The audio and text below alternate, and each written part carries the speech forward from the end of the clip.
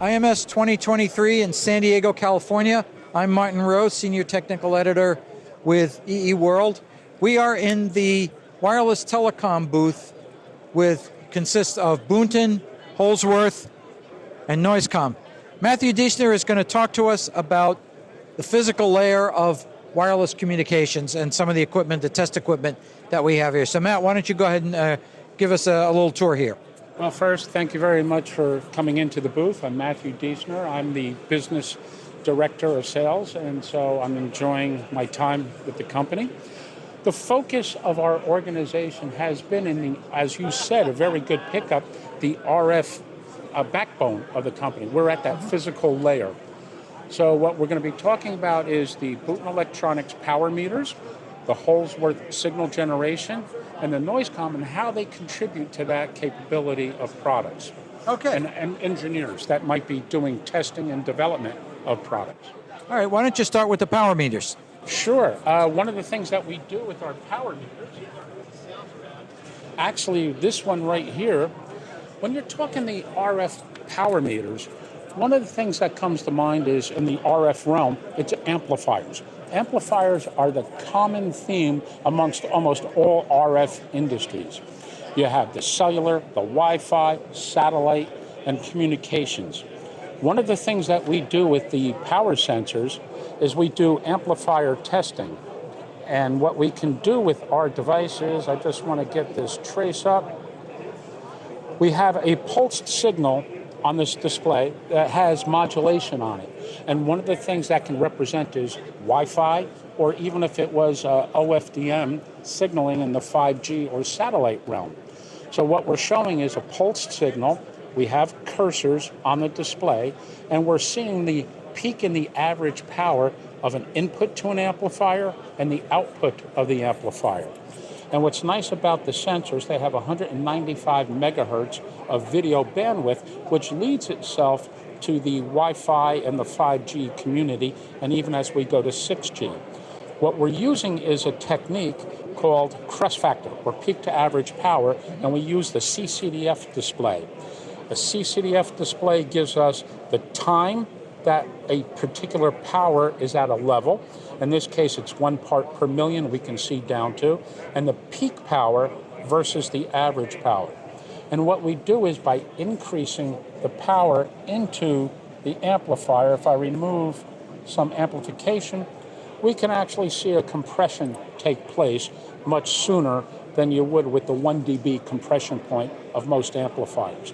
So this becomes very useful in communication devices. Okay, so let's move on here and let's see this Holsworth 40 gigahertz phase noise analyzer. So what is a phase noise analyzer? Phase noise analyzer is a device that can actually measure jitter. Phase and jitter are interchangeable. So one of the things that we are doing with this demonstration is we have a signal that's coming out of our low phase noise signal generator. We're feeding it into our 7062D, which is a phase noise analyzer. And then what we're seeing here on a plot is that we can see the phase noise of the signal, and we also get jitter measurements. This becomes very useful now in the uplink, downlink of devices, especially in the satellite industry, where we're seeing LEO satellites, and you have to uplink your frequencies, downlink your frequencies, but you need a very stable noise source, such as an oscillator, and this becomes very efficient in testing the oscillators. It does 100,000 measurements per second. It is, as you can see, it is a 1U high chassis, takes up less space, and it's very simple and easy to operate for most vendors, and economical solution.